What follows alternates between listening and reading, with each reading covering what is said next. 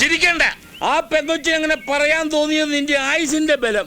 അല്ലെങ്കിൽ 26 പീസായിട്ട് ചേമ്പലക്കകത്ത് പൊതിഞ്ഞേനെ. എടാ, അവൾ എന്റെ മോളായിരുന്നെങ്കിൽ നിന്നെ ഒന്നും ഞാൻ വെറുതെ വിടത്തില്ലായിരുന്നു. അപ്പാ, ഞാൻ അറിയാഞ്ഞിട്ട് ചോദിക്കുന്നു. അപ്പൊ ഞങ്ങളുടെ അപ്പന അതാ തേവരുടെ അപ്പൻ. എടാ, നീ എന്തൊക്കെ പറഞ്ഞാലും ആ പെങ്കൊച്ചിന്റെ കഴുത്തിൽ കൊണ്ടുപോയി കൊലക്കയറിട്ടത് പോക്കിർത്തരമായി പോയി.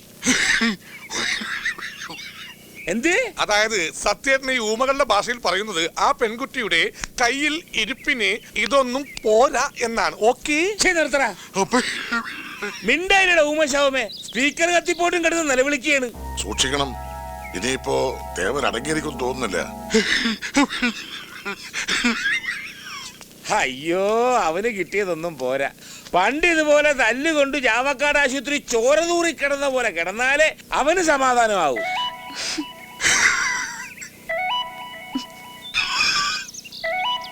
ഞാൻ ചായ എടുക്കാം.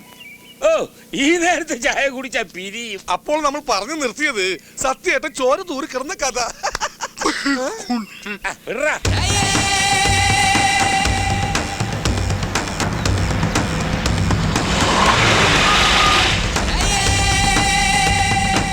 അതാവേദേ മീശത്തേവര് വരുന്നുണ്ടടാ.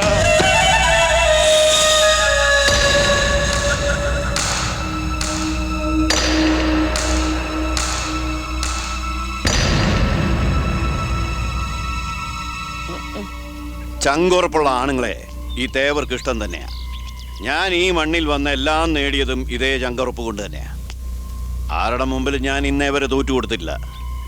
ഇതൊരു തോൽവിയായിട്ട് ഞാൻ കാണുന്നുമില്ല. എൻ്റെ മോളുടെ ജീവിതം അത് മാത്രമായിരുന്നു എൻ്റെ മനസ്സിൽ. അവള് ഒരു ജീവിതമില്ലാതെ നിൽക്കുന്ന കണ്ടിട്ടാ ഭ്രാന്ത് പോലെ ഞാൻ ഓരോന്ന് ചെയ്തു കൂട്ടിയത്. ഇപ്പോ അവളുടെ ഇഷ്ടത്തോടെ അവൾ ഒരാളെ കണ്ടെത്തുന്നെങ്കിൽ അതിലേറ്റവും കൂടുതൽ സന്തോഷിക്കുന്നത് ഞാനാ.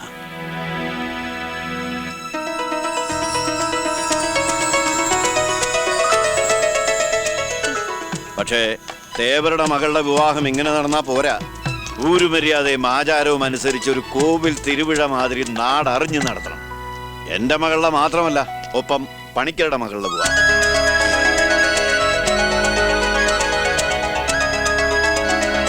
എന്താ പണിക്കരെ?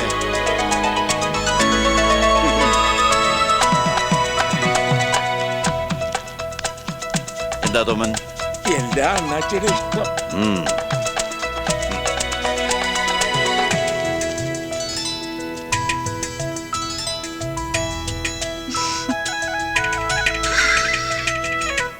ഇപ്പോഴാ മനസ്സിനൊരു സമാധാനമായത്. അല്ല തോമനെങ്കിൽ ഈ കല്യാണങ്ങൾ ചടപടാന്ന് ധൃതി പിടിച്ച് നടത്തണോ? എന്താടാ? അല്ല, ഈ ശിവേട്ടനും സത്യേട്ടനും കല്യാണത്തിനുള്ള പ്രായമായോന്നൊരു സംശയം. എടാ, സൂപ്പർ ലോട്ടോ അടിച്ചിട്ട് നിന്റെ മുഖത്ത് എന്താടാ ഒരു കൊന്തളിപ്പ്? തേവരുടെ മകളെ അപ്പം തന്നെ അങ്ങോട്ട് കിട്ടിയാൽ മതി. അല്ല എടാ, അല്ല മകനാലോചിച്ച പെണ്ണിന് അപ്പം കിട്ടുമോ നോക്ക് വെച്ചു.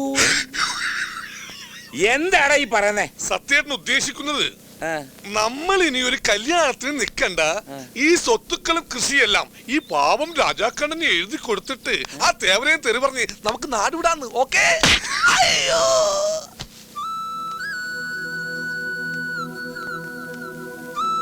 എല്ലാ പ്രശ്നങ്ങളും തീർന്നപ്പോ നിനക്കെന്താടാ ഒരു ഏട്ടന്തിരിപ്പ്? അപ്പൊ ആ തേവാർക്ക് പ്രാന്താണ്. അവള് പറഞ്ഞതും കേട്ട് ഇറങ്ങി തിരിച്ചിരിക്കണം ആ കോന്തൻ. അപ്പൊ അവിടെ മുമ്പിൽ കിടന്ന് ഞാൻ ചാകണ്ടെന്ന് കരുതി അവള് ചുമ്മാതെ പറഞ്ഞാണ്. അല്ലാതെ അവക്ക് എന്നോട് പ്രേമോ ഇല്ലൊരു പിണ്ണാക്കും.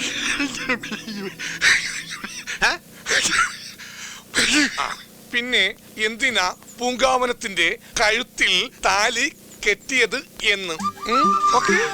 എടാ, കാണാൻ കൊള്ളാത്തൊരു കുരങ്ങുമാർക്ക് പെണ്ണാണെങ്കിൽ നീ താലി കെട്ടി വാശി തീർക്കുക ഇല്ല.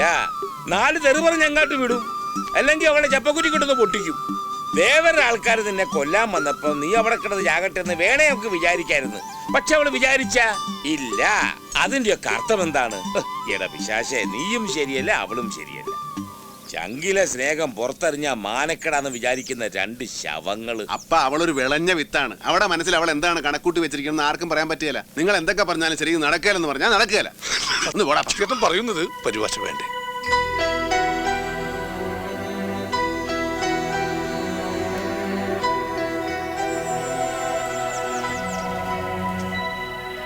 മകനെ, ഈ അപ്പന് പഠിപ്പ് കുറവാണ്.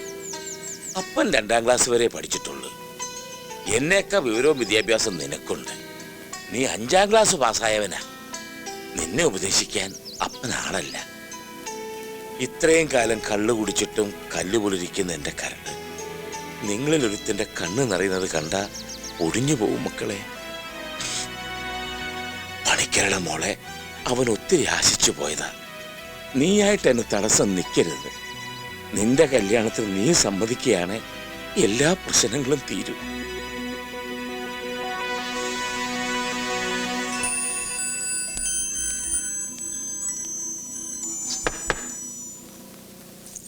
വരുംകാലം മാപ്പിളല്ലേ, അതുകൊണ്ട് ഈ അന്തപുരത്തിലേക്ക് എപ്പോഴെങ്കിലും കയറി വരാല്ലേ. അല്ല, ഞാൻ അറിയാഞ്ഞിട്ട് ചോദിക്കുകയാണ്, എന്താണ് പറഞ്ഞു നിന്റെ ഉദ്ദേശം? കല്യാണം ആലോചിച്ച ഒരു ബ്രോക്കർ അങ്ങോട്ട് അയച്ചത് ആളെ കളിയാക്കാനാണ്? അതാ ഒരു മഞ്ഞത്തിരട്ട് കഴുത്തി വീണ, അപ്പൊ ആകാശത്ത് പൊട്ടി വീണ നിനക്ക് പറയാമോ? ഇയാളെന്താണോ നാക്കിയിട്ട് ഒരു തരം ഓഞ്ഞ ചിരി? പ്രണയവും സ്വപ്നവും മനസ്സിൽ കൊണ്ട് നടന്നിരുന്ന കാലം ഉണ്ടായിരുന്നു. അതൊക്കെ കഴിഞ്ഞു. അതുകൊണ്ട് തന്നെയാ ഇനി ഒരു വിവാഹം വേണ്ടെന്ന് വെച്ചതും. പക്ഷെ അന്നൊരിക്കൽ പറഞ്ഞില്ലേ, മറ്റുള്ളവരുടെ വഴി മുടക്കിയിട്ട് നിൽക്കുന്ന ഈ ജന്മത്തെക്കുറിച്ച്. ഇനി ഞാനായിട്ട് ആരുടെയും വഴി മുടക്കണ്ടെന്ന് തോന്നി. ഞാൻ കാരണം ജീവിതമില്ലാതെ നിൽക്കുന്ന ആ പെൺകുട്ടിക്ക് ഒരു ജീവിതം ഉണ്ടാകുമെങ്കിൽ, കാലങ്ങളായിട്ടുള്ള എൻ്റെ അപ്പായുടെ ആഗ്രഹം സാധിക്കുമെങ്കിൽ, അങ്ങനെ എല്ലാ പ്രശ്നങ്ങൾക്കും ഒരു പരിഹാരം ആകട്ടെ എന്ന് തോന്നി. അതുകൊണ്ട് വളരെ ആലോചിച്ചിട്ട് തന്നെയാ ഞാൻ ഈ വിവാഹത്തിന് സമ്മതിച്ചത്. എന്റെ കൊച്ച, നീ എന്നെ കുറിച്ച് എന്തറിഞ്ഞിട്ടാണ് ഈ പറയണത്? ചില നേരത്തെ എനിക്ക് തന്നെ എന്റെ സ്വഭാവം പിടിക്കുന്നില്ല. വെറുതെ റെയിലേ കൊണ്ട് തലവെക്കല്ലേ, പീസായി പോവും. എല്ലാ പ്രശ്നങ്ങൾക്കും പരിഹാരമാകുമെന്ന് കരുതി നീ ത്യാഗമൊന്നും ചെയ്യാൻ നിൽക്കണ്ട. ഇത് ത്യാഗമൊന്നുമല്ല, എൻ്റെ ഇഷ്ടമാണ്. ഞാൻ അറിയാതെ എപ്പോഴും എൻ്റെ മനസ്സിൽ തോന്നിയൊരിഷ്ടം. എന്റെ പൊന്നുപിള്ളേ, വെറുതെ മനുഷ്യനെ ഇടങ്ങേറാക്കല്ലേ. ഇപ്പൊ ഞങ്ങൾ വലിയ കുഴപ്പക്കാരൊന്നുമല്ല, ശരി, അധ്വാനിച്ച് ജീവിക്കുന്നവരെ തന്നെയാണ്. പക്ഷെ ഞങ്ങളുടെ ഫ്ലാഷ് ബാക്ക് നിനക്ക് അറിയാവാ. ഞങ്ങൾ നാട്ടിൽ നിന്ന് 4 പേര് കേട്ടാ ദോഷം പറയാത്ത കള്ളന്മാരാണ്. സത്യം പറയാവല്ല, ഒരു 5-6 പ്രാവശ്യം ജയിലിൽ കിടന്ന് ഉണ്ടേന്ന് തിന്നിട്ടുണ്ട്. അതുകൊണ്ടാണ് ഞാൻ പറയണത്, ഞാൻ നിനക്ക് ചേരണ മാപ്പിളെ അല്ല മകളെ. നിനക്ക് നല്ല കിണ്ണം കാറ്റിയ മണിമണി പോലത്തെ തേവാരി ചെറുക്കന്മാരെ കിട്ടും. അവരെ പിടി, എന്നെ വിട് മകളെ. സുലാൻ, നിൽക്ക്. ബലമായിട്ടാണെങ്കിലും നിങ്ങൾ ആ താലിച്ചരട് എന്റെ കഴുത്തിൽ അണിയിച്ചത് ഞാൻ ആരാധിക്കുന്ന മൂർത്തിയുടെ നടയിൽ വെച്ച. ആ താലിച്ചരട് ഇപ്പോഴും എന്റെ കഴുത്തിലുണ്ട്. ഇനി ഒരു വിധത്തിലും നിങ്ങൾക്ക് എന്നോട് പൊരുത്തപ്പെടാൻ കഴിയുന്നില്ലെങ്കിൽ, നിങ്ങൾ അണിയിച്ച ഈ താലി നിങ്ങൾ തന്നെ അഴിച്ചെടുത്തോളൂ.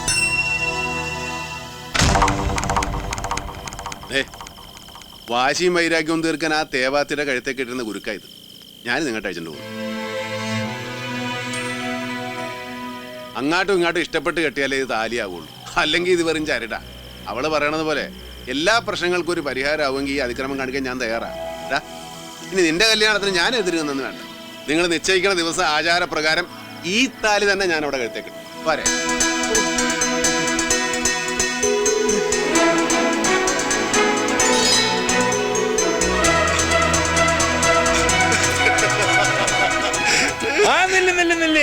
കെട്ടിപ്പിടിച്ച ഹൃദയം കൈമാറാൻ വരട്ടെ.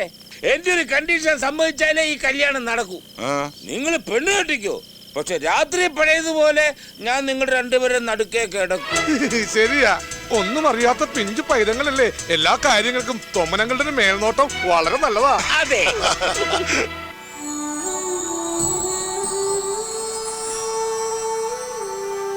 ഇത് നിനക്ക് വേണ്ടി നിന്റെ അമ്മ വാങ്ങിച്ചു വെച്ചിരുന്ന വിവാഹ സമ്മാനം.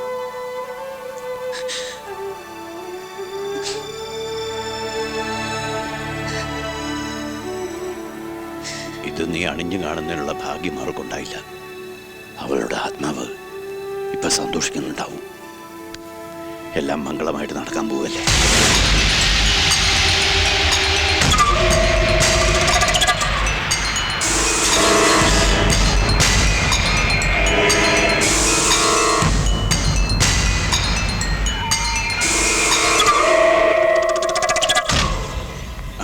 அடேங்கப்பா, யார் இது? வாங்க மச்சா, வாங்க.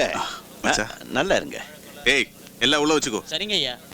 கல்யாண பொண்ணுக்கு பிடிச்ச நிறைய ஸ்வீட்ஸ் இருக்கு, நல்லா சாப்பிடணும். பாட்டிக்கு உடம்பு எப்படி இருக்கு மாமா? வயசாச்சு இல்லையா, அடிக்கடி உடம்பு சரியில்லாம வருது. பூங்காவனம், மாமாவுக்கும் கையால ஒரு சூப்பர் டீ போட்டு எடுத்துட்டு வா. சரி. വാ മച്ചാ. മച്ചാ, ഒരു മുഖ്യமான വിഷയം. എന്നാ? അത് ഈ അവസരത്തിൽ മച്ചാനോട് പറയുന്നത് ശരിയാണോ എന്ന് എനിക്കറിയില്ല. പക്ഷേ അതറിഞ്ഞിട്ടും പറയാതിരുന്ന അത് ഈ കുടുംബത്തോട് ഞാൻ ചെയ്യുന്ന തെറ്റായിരിക്കും. തോട്ടത്തിലെ ഒരു ജോലിക്കാരൻ പറഞ്ഞാൽ ഞാൻ അറിഞ്ഞത്, പിന്നെ അത് ശരിയാണെന്ന് അന്വേഷിച്ചു. അപ്പോ എല്ലാം ശരിയാണെന്നാ കേട്ടത്. എന്താ? പൂങ്കാവനത്തിന്റെ മാപ്പിളെ നാട്ടിൽ അറിയപ്പെടുന്നൊരു കള്ളനായിരുന്നു. അവൻ മറ്റുമല്ല, അവന്റെ കൂടെ ഇരിക്കുന്ന ആൾക്കാരും.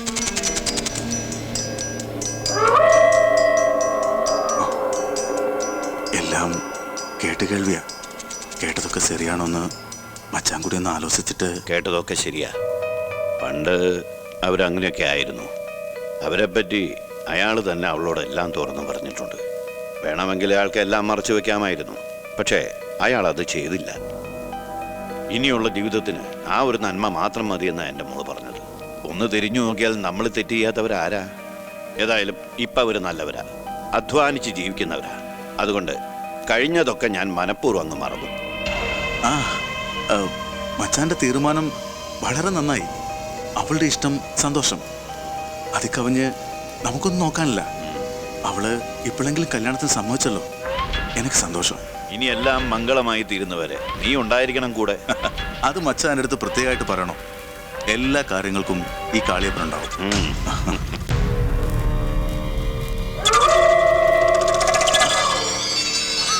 உனக்கு தெரியுமா மாணிக்கா, இந்த ஊர்ல வந்து என் அக்காவை கல்யாணம் കഴിച്ചதுக்கு அப்புறம் ഈ മച്ചാൻ തേവറായത്. ഊരിലെ മുറ അനുസരിച്ച് അക്കാ പൊണ്ണെ കല്യാണം കഴിക്കേണ്ടത് ഞാനാ.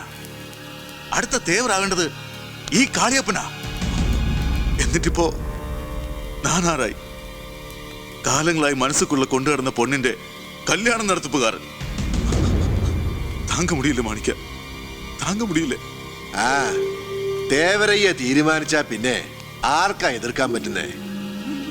ഇന്നലെ വരെ ശത്രുവായി കണ്ടിരുന്ന ഒരാളെ ഇനി അങ്ങോട്ട് ബഹുമാനിക്കാന്ന് പറഞ്ഞാ. ഒരിക്കൽ എന്നെ തോൽപ്പിച്ച് ഇതുപോലൊരു കല്യാണം നടത്താൻ നോക്കിയതാ.